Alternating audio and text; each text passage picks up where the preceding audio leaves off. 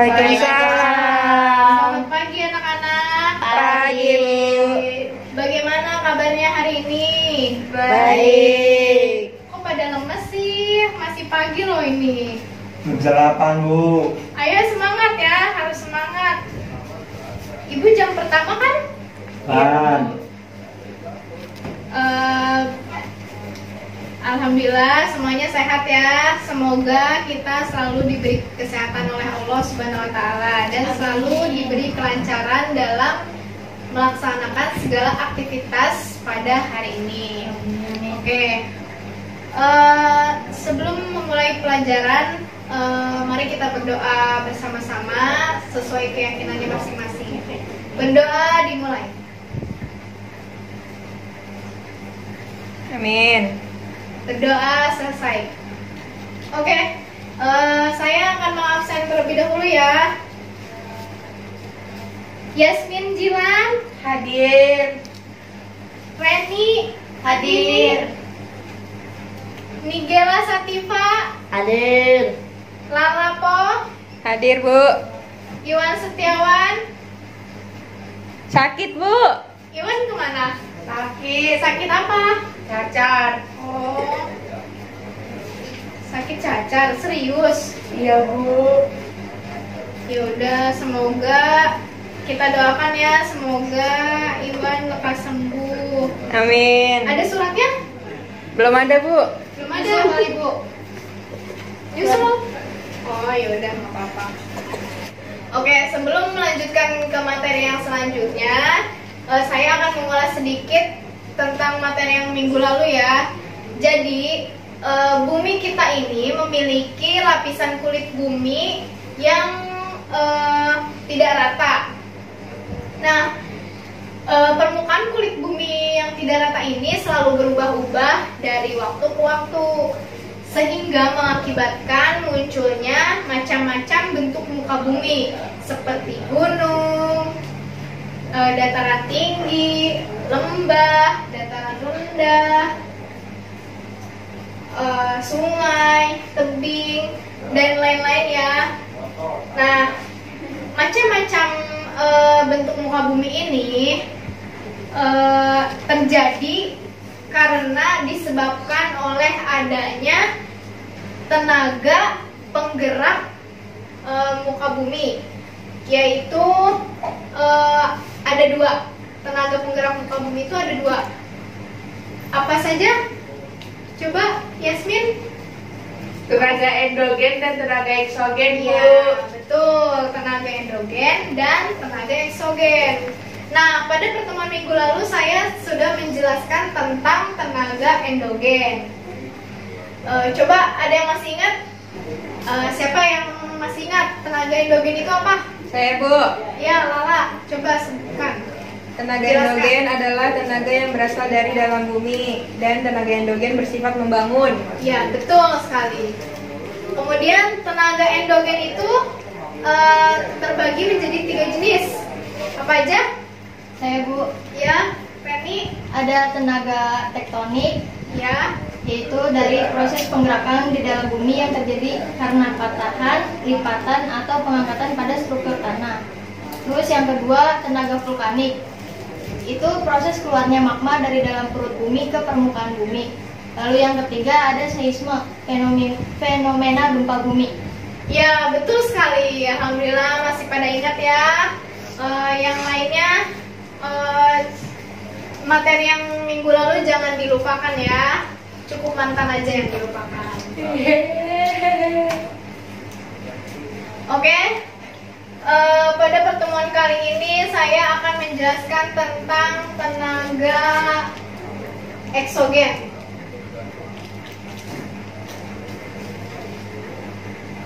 Nah, tenaga eksogen merupakan kebalikan dari tenaga endogen. Tenaga endogen itu kan berasal dari dalam bumi. Sedangkan tenaga eksogen merupakan tenaga yang berasal dari luar bumi, dari atas permukaan bumi. Dan sifatnya ini merusak permukaan bumi yang sudah terbentuk oleh tenaga endogen.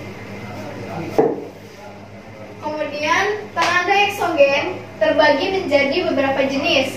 Ada pelapukan, erosi, mass wasting. Mass wasting itu pergerakan massa ya. Nah, sedimentasi. Kemudian yang pertama kita akan membahas pelapukan.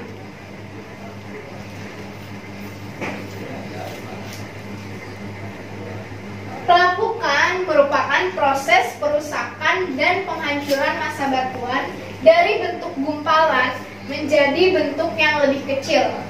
Jadi, batu yang tadinya berbentuk bongkahan, lama-kelamaan akibat adanya beberapa faktor seperti faktor perubahan cuaca, perubahan iklim atau perubahan suhu. Nah, lama-kelamaan si batu ini mengalami kerusakan atau penghancuran. Kemudian si batu ini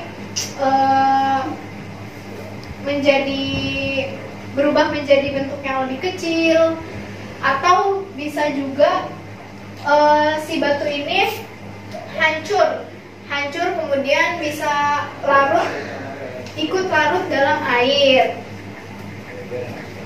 Kemudian pelapukan terbagi menjadi 3 jenis. Ada pelapukan fisik atau pelapukan mekanik, pelapukan kimia, dan pelapukan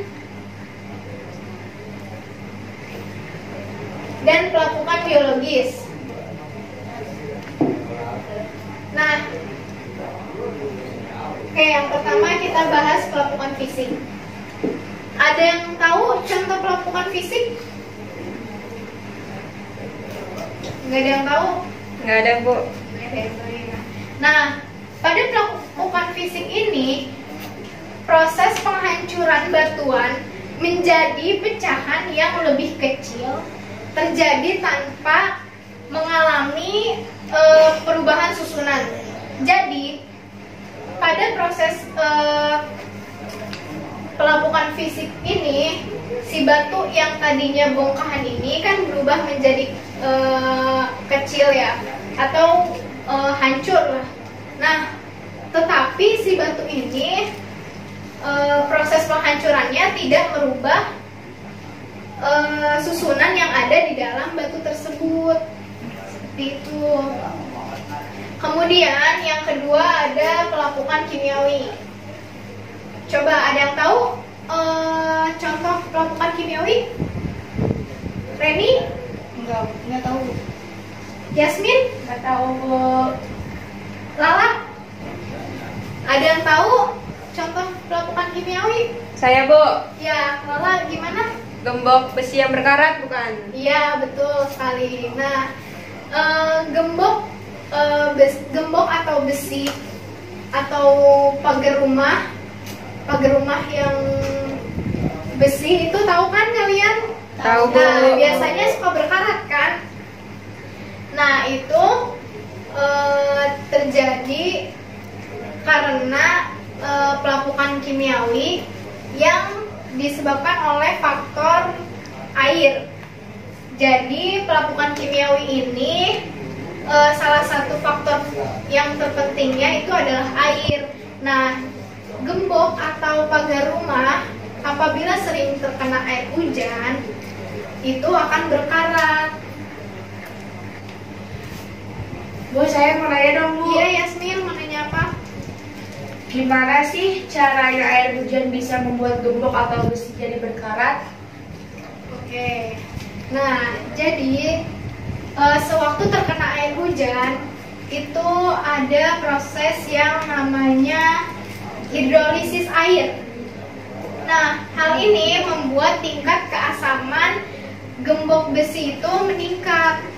Kemudian, ion H+ yang muncul dari air hujan perlahan-lahan akan membuat gembok rumah tersebut korosi. Korosi itu berkarat ya.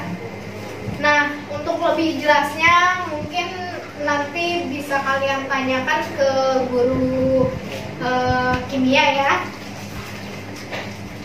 Kemudian yang selanjutnya pelapukan biologis. Pelapukan biologis merupakan pelapukan yang disebabkan oleh faktor organisme. Ada yang tahu contoh-contohnya? Saya, Bu. Ya, Lala. Batu-batu karang yang ada di pantai. Betul. Lumut yang ada di batu-batuan. Ya, betul sekali. Nah, seperti gambar ini ya. Ini merupakan pelapukan biologis yang disebabkan oleh organisme. Ada lagi contoh yang lain? Saya, Bu. Ya, Reni, apa? Ada kayu atau kusen pintu yang melapuk karena dimakan rayap. Betul sekali. Nah, rayap itu merupakan hewan ya. Jadi itu juga merupakan salah satu contoh pelapukan biologis. Ya. Nah, jadi penyebab pelapukan biologis yaitu organisme ya, yaitu binatang, tumbuhan, atau bisa juga manusia. Kemudian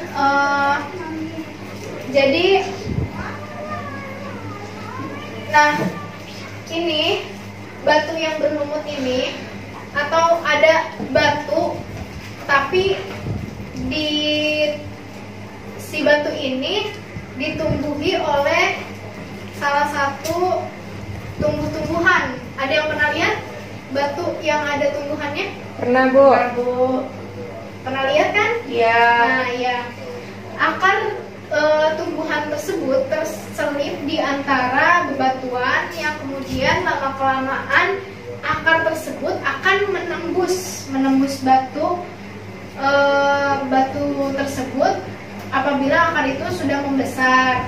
Nah, kemudian lama-lama karena batu tersebut tidak dapat menahan si akar tersebut, jadi lama-kelamaan batu tersebut akan pecah.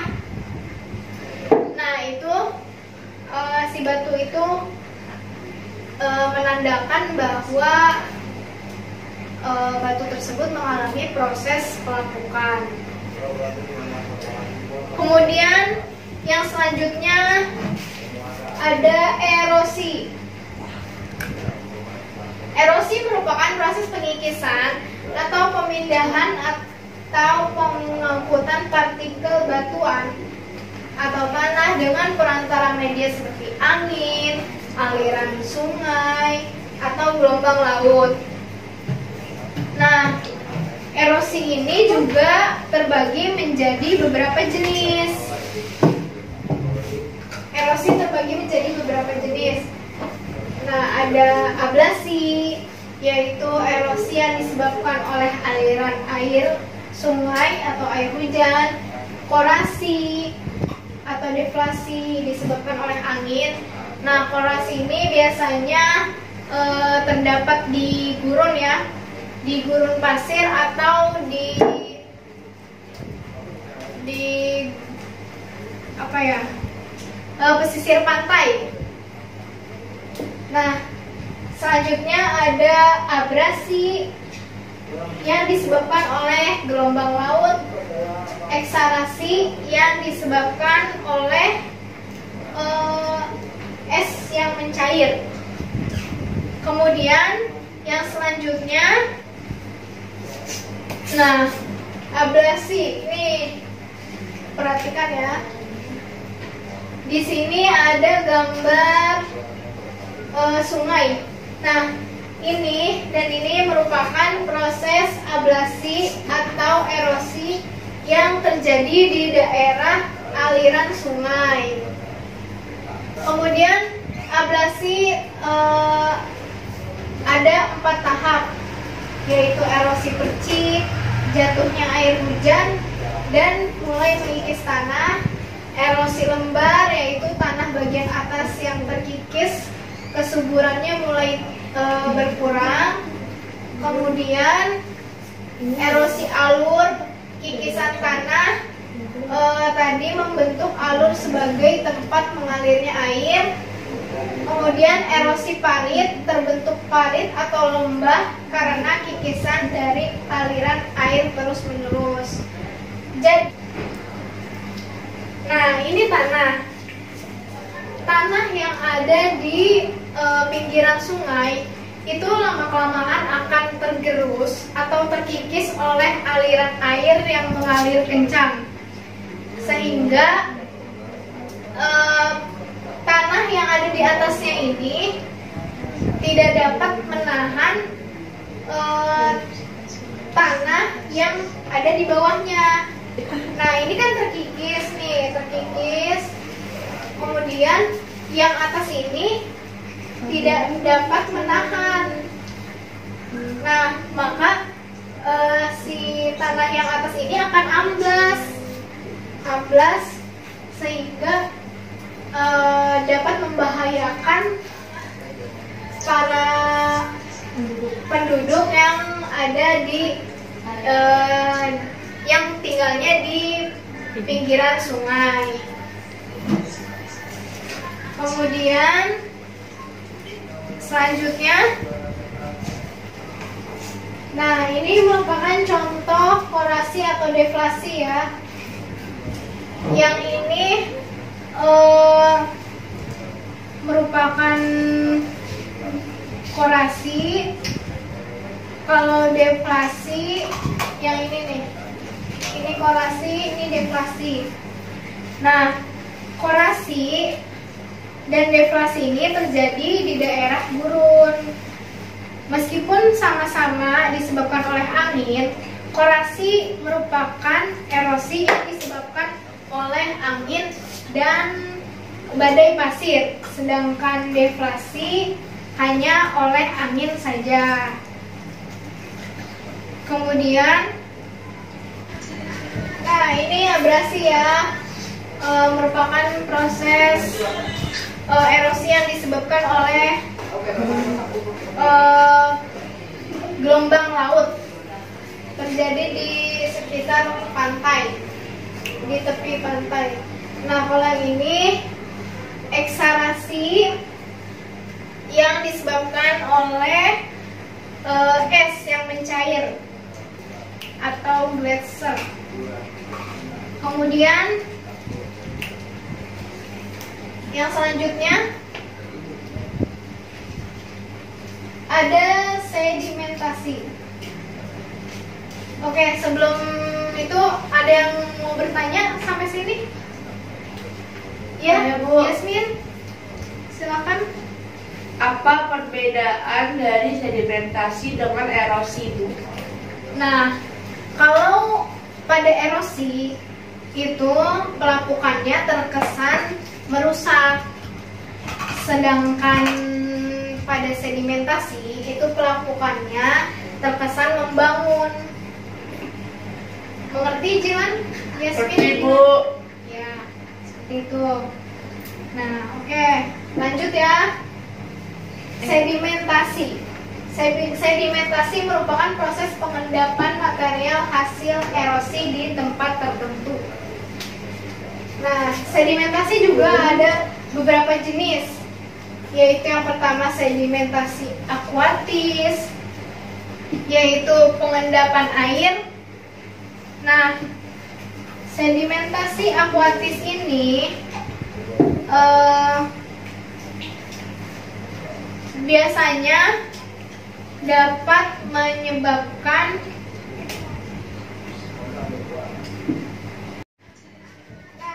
abrasi ya, merupakan proses erosi yang disebabkan oleh gelombang laut, terjadi di sekitar pantai, di tepi pantai. Nah, kalau ini eksarasi yang disebabkan oleh es yang mencair atau gletser. Kemudian yang selanjutnya ada sedimentasi. Oke, sebelum itu ada yang mau bertanya sampai sini? Ya, Bu. Yasmin, silakan. Apa perbedaan dari sedimentasi dengan erosi, Bu? Nah, kalau pada erosi itu pelapukannya terkesan merusak, Sedangkan pada sedimentasi itu pelakukannya terkesan membangun. Mengerti Jilan? Ngerti, Bu. Ya, seperti itu. Nah, oke, lanjut ya. Sedimentasi. Sedimentasi merupakan proses pengendapan material hasil erosi di tempat tertentu. Nah, sedimentasi juga ada beberapa jenis, yaitu yang pertama sedimentasi akuatis, yaitu pengendapan air. Nah, sedimentasi akuatis ini di bagian sungai yang alirannya cepat akan terjadi pengikisan, sedangkan di bagian tepi sungai yang lambat alirannya itu akan terjadi pengendapan. Nah, apabila hal tersebut terjadi secara terus-menerus, maka akan membentuk suatu bentangan alam yang dinamakan meander. Nah, meander itu disebut juga kipas aluvial. Untuk lebih jelasnya nanti kalian bisa cari di buku ya, nanti saya tugaskan. Kemudian selanjutnya ada sedimentasi marin. Sedimentasi marin ini merupakan pengendapan air laut. Nah, pengendapan air laut ini disebabkan oleh adanya gelombang air laut. Kemudian sedimentasi marin ini menghasilkan bentang alam yang berupa tombolo, pesisir, spit, penghalang pantai, dan lain-lain. Kemudian ada sedimentasi aeolis atau pengendapan angin. Nah, bentang alam hasil dari pengendapan angin atau sedimen aeolis itu dapat berupa sendan atau gumuk pasir. Nah, gumuk pasir itu dapat terjadi di daerah pantai atau di daerah gurun. Nah, bisa dilihat ya gambarnya seperti itu. Kemudian ada juga pengendapan oleh gletser yang disebabkan oleh es.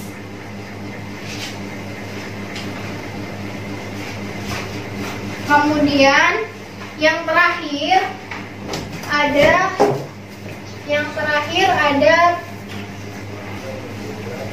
ada pergerakan massa atau mass wasting. Masih semangat semuanya? Masih. Oke, semangat ya. Tinggal dikit lagi materinya. Ini terakhir.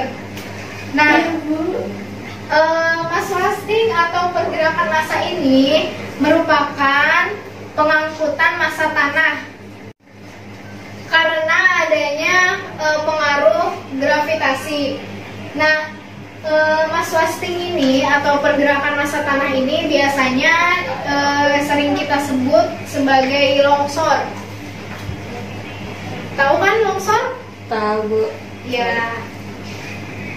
Nah, kemudian selanjutnya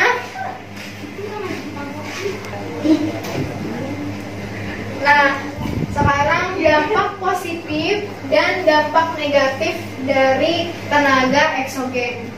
Tenaga eksogen ini dampak positifnya yaitu terbentuknya habitat baru atau memunculkan habitat baru bagi makhluk hidup atau organisme setelah terjadinya pelapukan batuan dan dataran menjadi luas setelah terjadinya erosi. Kemudian erosi juga dapat mengikis tanah yang jauh, di dalamnya mengandung bahan tambang bernilai ekonomis tinggi. Jadi erosi ini kan dapat mengikis tanah ya. Nah, Di dalam tanah itu biasanya terdapat atau mengandung bahan tambang yang bernilai ekonomis tinggi atau yang dapat dimanfaatkan oleh masyarakat. Kemudian ada juga dampak negatifnya, yaitu kesuburan tanah berkurang, hasil-hasil erosi yang diendapkan di muara sungai mengakibatkan pendangkalan dasar sungai. Abrasi dapat menghilangkan garis pantai yang hilang dihantam. Oke, sampai sini ada pertanyaan? Nggak ada, Bu. Cukup jelas ya? Ya. Oke, minggu kemarin ada tugas? Nggak ada, Bu.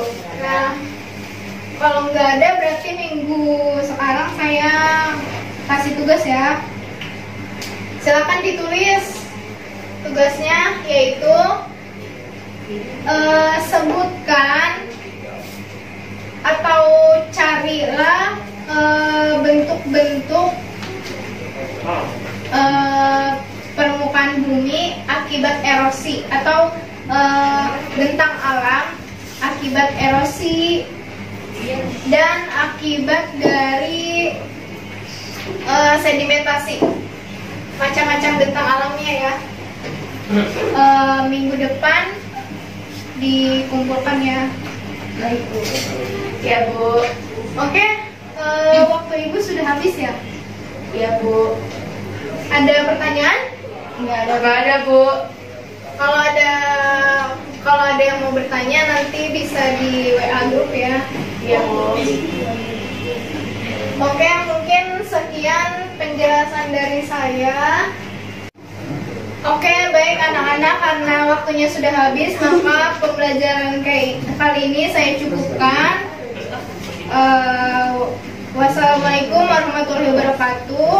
Waalaikumsalam warahmatullahi wabarakatuh. Jangan lupa dikerjakan ya PR-nya. Iya, Bu.